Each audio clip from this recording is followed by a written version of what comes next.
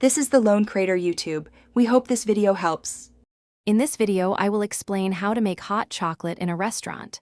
Start with the basics: quality cocoa, fresh milk, and your preferred sweetener. A tiny pinch of salt can really make the chocolate pop. This combination forms the foundation of a truly delicious hot chocolate, ensuring a rich and satisfying experience for your customers. First, whisk your dry ingredients together in a saucepan. Then, gradually add a small amount of milk to create a smooth paste, preventing lumps. Slowly pour in the rest of the milk, stirring continuously over medium heat until it's hot and steaming, but never boiling. To truly elevate your hot chocolate, offer a variety of toppings. Whipped cream, marshmallows, or chocolate shavings are classic choices.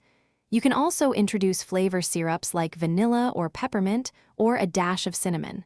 For an extra kick, consider adding a shot of espresso. Presentation is key.